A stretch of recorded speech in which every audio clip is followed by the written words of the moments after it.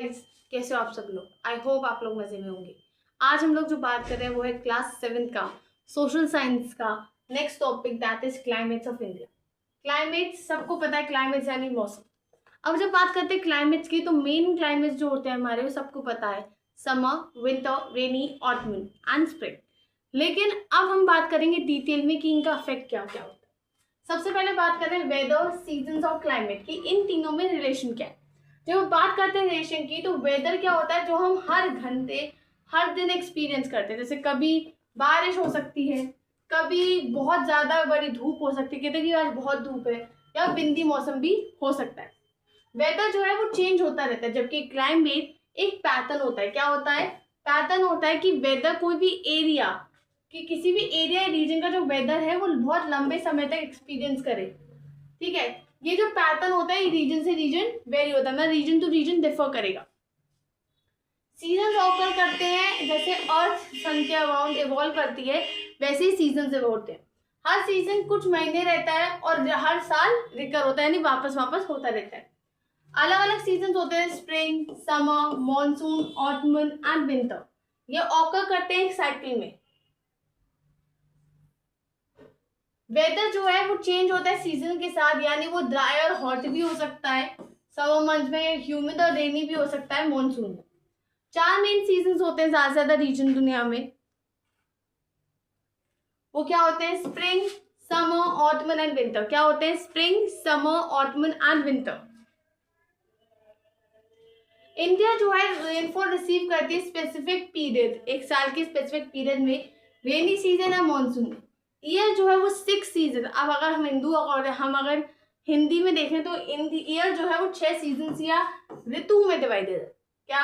वसंत यानी स्प्रिंग, ग्रीष्म समर, वर्षा रेनी सीजन, शरद ऑटमन, हेमंत प्री विंटर यानी विंटर से पहले का, शिशिर winter. Specific reach of festival जो है एसोसिएटेड इन 6 ऋतु से वसंत पंचमी या शरद पूर्णिमा, सुना होगा नाम आप लोगों ने, ये इस सीजन से रिलेटेड होते हैं।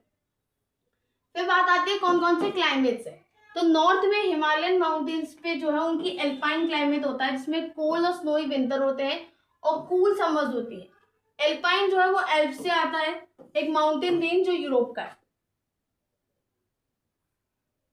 फिर अगला जो है वो है नॉर्दर्न प्लेन्स का सीजन। नॉर्दर्न प्लेन्स का क्लाइमेट क्या होता है? वो सब ट्रॉपिकल होता है, जहाँ बहुत ज्यादा हॉट समर और कोल्ड विंटर्स होती है। वेस्ट में अगर देखिए तो थार डेजर्ट है, जिसका एरिड क्लाइमेट होता है, जो फीचर करता है extremely hot days, cool night और बहुत कम रेनफॉल। वेस्टर्न कोस्टल स्ट्रिप जो है वो रिसीव करती है बहुत ज्यादा रेनफॉल मॉनसून मंथ में, जो एक ट्रॉपिकल वेट क्लाइमेट क्रिएट करती है, जो फेवरेबल होता है राइस और स्पाइसेस के लिए। सेंट्रल डिगेन प्लेट्यू का सेमी एरिड क्लाइमेट होता है, जिसमें हॉट समर, माइल्ड विंटर और मॉडरेट रेनफॉल होती है रेनी सीजन के टाइम पे। ईस्टर्न इंडिया और सदर्न पेनिसुला जो है वो एक्सपीरियंस करता है सब ट्रॉपिकल एक मिल्ड विंटर के साथ, जो डिस्टिंग करता है ड्राई पीरियड्स में, जो कंट्रोल किया जाता है मॉनसून विंड से।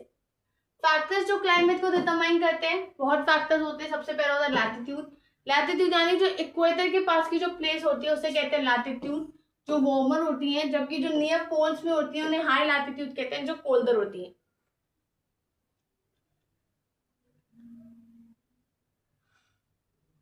अगर इक्वेटर की साइड देखें तो रेज जो है नियरली परपेंडिकुलर होंगी, जिससे उनकी सारी एनर्जी जो है वो फोकस की जाएगी स्मॉलर एरिया में अर्थ सरफेस की। पोलर रीजन्स में रेज जो है वो इंक्लाइन होंगी, यानी ऑब्लिक होंगी, यानी ऐसे होंगी, दिस इज इंक्लिनेशन, इंक्लाइन होगी और एनर्जी जो है लार्जर सरफेस पे डिस्ट्रीब्यूट की जाएगी। कन्याकुमारी और निकोबार आइलैंड्स जो है वो इक्वेटर के पास है और वार्म है और हॉट है ऑलमोस्ट पूरे साल में, जबकि प्लेसेस जो नॉर्थ में जैसे श्रीनगर वो ठंडी जगह है। फिर बात आती है एल्टीट्यूड। आप इस साइंस में भी पढ़ोगे एल्टीट्यूड का डिटेल में, लेकिन यहाँ जो अगर बोल रखा है तो हम बताएंगे। इंडिया बहुत सारे लोग मुन्नार, थेनी, ऊटी, मदिकेरी, महाबलेश्वर, माउंट आबू, शिमला, नैनीताल, दार्जिलिंग, तवांग, शिलोंग एक्सेट्रा, ये सब हिल स्टेशन है।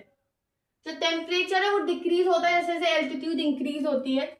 एटमॉस्फेयर प्रेशर और देयरफॉर जो एयर डेंसिटी है वो डिक्रीज होती है, एल्टीट्यूड इंक्रीज होता है, एयर जो है कम डेंस हो जाती है और वो ज्यादा कूलर हो जाती है। सन की जो हीट है सरफेस जो है अर्थ का, और फार्दर अवे सरफेस से वो लेस हॉट होता है, जबकि एयर जो होगी। फिर होती है proximity in the sea. Proximity क्या, सी पे। टेम्परेचर जो होता है कोस्टल एरियाज का वो ज्यादा वेरी नहीं करता।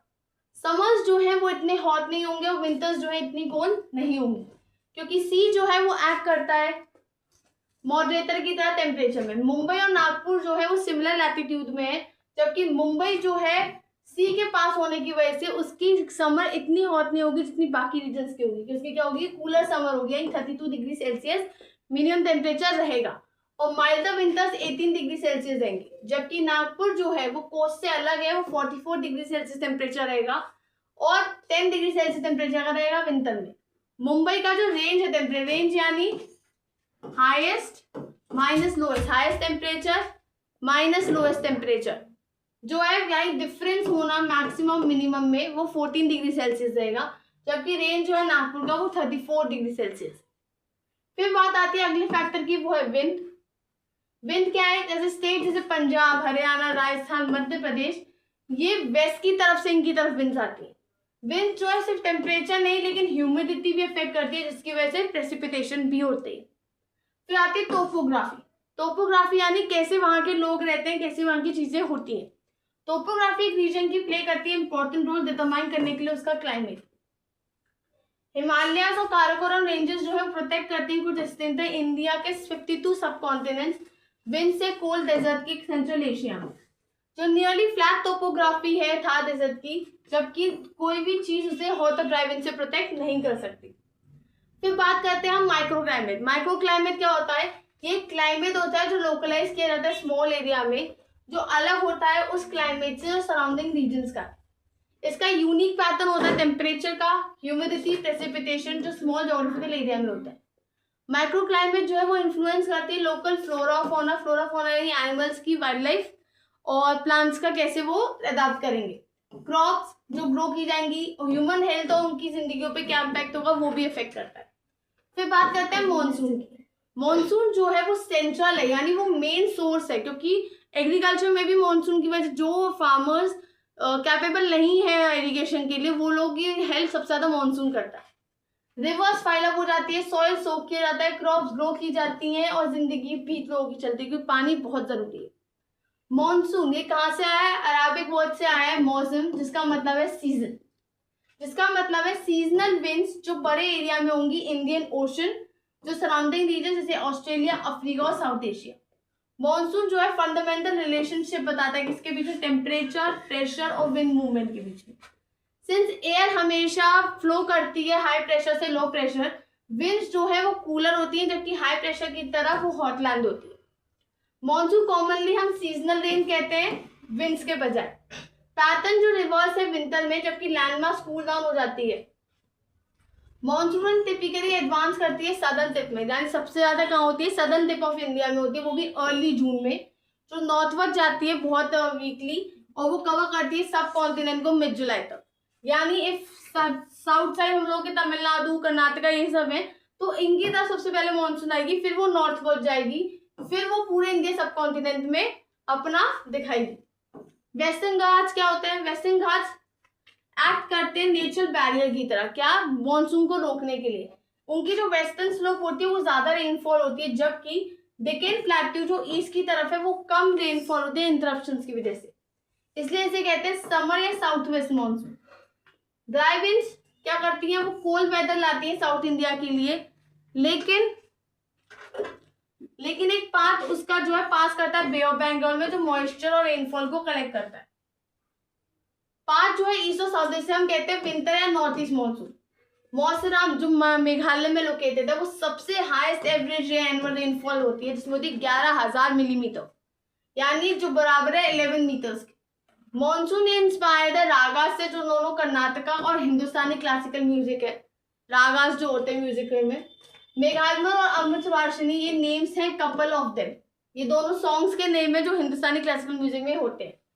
फिर बात आती है क्लाइमेट और आवर लाइफ, हम लोगों की जिंदगी से क्लाइमेट का क्या रिलेशन है।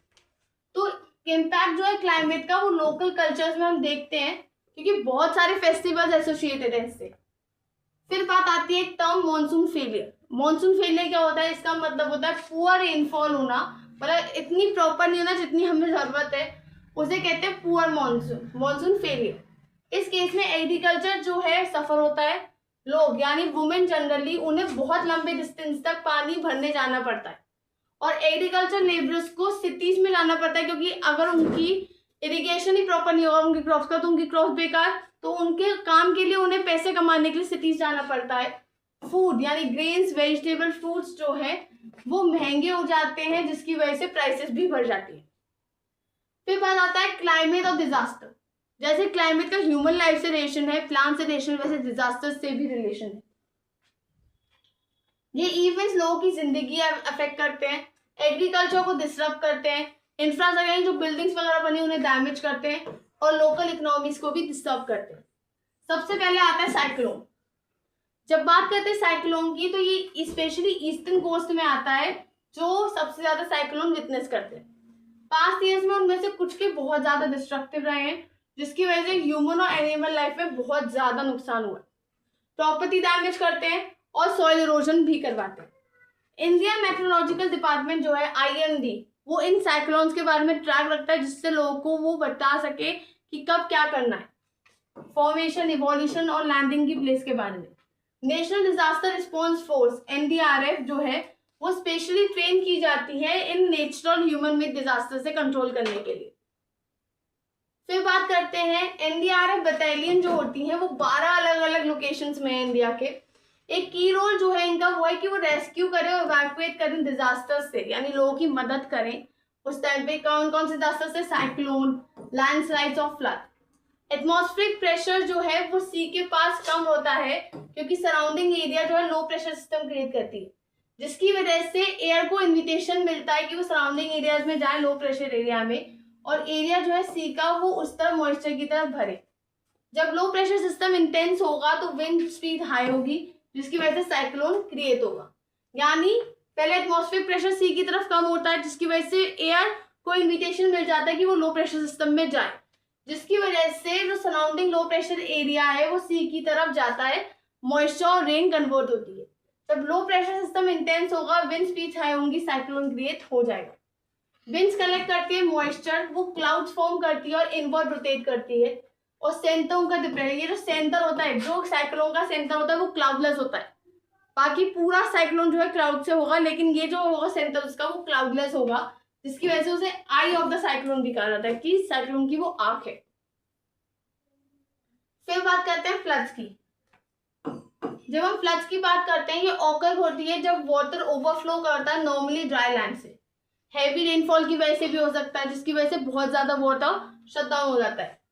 फ्रीक्वेंटली मॉनसून के टाइम पे होता है। स्टेट जैसे उत्तर प्रदेश, बिहार, केरला, आंध्र प्रदेश, आसाम की सबसे ज्यादा अफेक्ट होते हैं फ्लड के टाइम पे। हिमालयन रीजन दूसरी तरफ ऑकर करते हैं जब ग्लेशियर्स ओवरफ्लो हो। ग्लेशियर लेक्स जो है वो क्या होती है, एक बैरियर होती है रॉक्स की और आइस की जो होल्ड करती है वाटर को, जो ऑफन ग्लेशियर जब मेल्ट होते हैं उससे होता है। अगर ग्लेशियर ज्यादा जल्दी मेल्ट करेंगे उसकी वजह से क्या होगा, या ज्यादा रेनफॉल होगी, वो प्रेशर बिल्ड करेगी, जिसकी वजह से फ्लड्स होंगे। 2013 में उत्तराखंड ने सबसे ज्यादा ग्लेशियर बर्स्ट देखा था, जिसकी वजह से बहुत ज्यादा रेन हुई थी और बहुत दिनों तक चली थी। फिर बात कर रहे हैं हम लैंडस्लाइड्स। लैंडस्लाइड्स क्या है, रॉक्स का सडन कोलैप्स होना, वो भी किसकी वजह से, हेवी रेन की वजह से, अर्थक्वेक की वजह से, वोल्केनिक एक्टिविटी की वजह से। ये कॉमन कहाँ है, माउंटेनियस रीजन जैसे हिमाचल प्रदेश, उत्तराखंड, सिक्किम, अरुणाचल प्रदेश में, और साथ के साथ वेस्टर्न घाट्स में भी। ये मॉनसून के दौरान होते हैं सबसे ज्यादा। फिर आती है फॉरेस्ट फायर। ये तब होती है जब हमारी अनकंट्रोल वेजिटेशन हो, जो क्लाइमेटिक कंडीशन की, सूखे क्लाइमेटिक कंडीशन में होती है। ह्यूमन की केयरलेसनेस जो है वो सबसे बड़ा कॉज है इसका। कॉमन कहाँ होते हैं, जहाँ लार्ज फॉरेस्ट है, ग्रासलैंड, जैसे उत्तराखंड में बहुत सारे फॉरेस्ट हैं, हिमाचल प्रदेश, मध्य प्रदेश, छत्तीसगढ़, साथ के साथ माउंटेन रीजन जैसे वेस्टर्न घाट। फिर बात आती है क्लाइमेट चेंज की। इसका मतलब होता है सिग्निफिकेंट लॉन्ग टर्म चेंज होना क्लाइमेट में। क्लाइमेट चेंज जो है वो किसकी वजह से हो सकता है, सबसे ज्यादा होता है ह्यूमन एक्टिविटीज की वजह से। पर्टिकुलरली जब हम फॉसिल फ्यूल्स को बर्न करते हैं, डिफॉरेस्टेशन करते हैं, एनवायरमेंटल हार्मफुल इंडस्ट्रियल प्रैक्टिसेस करते हैं, और एक्सेसिव वेस्ट कंजम्पशन करते हैं। ह्यूमन एक्टिविटी जैसे इंडस्ट्री, ट्रांसपोर्टेशन, एग्रीकल्चर, ये जो है ये ग्रीन हाउस गैसेस बहुत सारी छोड़ते हैं, जिसकी वजह से सडन इंक्रीज होता है, ज्यादा गर्मी बढ़ती है, ऊपर से ग्लोबल वार्मिंग बढ़ती है, फिर क्लाइमेट पैटर्न, प्लांट्स, एनिमल्स और ह्यूमन बींग्स का चेंज होता है।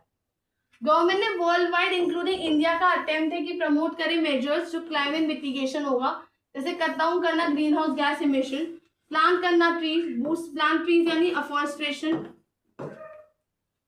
रिन्यूएबल एनर्जी को यूज करना, इंप्रूव करना एनर्जी एफिशिएंसी, प्रमोट करना सस्टेनेबल लाइफस्टाइल यानी ऐसी लाइफस्टाइल जो हमारे फ्यूचर जनरेशंस भी यूज कर सके। Okay, that's it for today. Subscribe the channel and press the bell icon.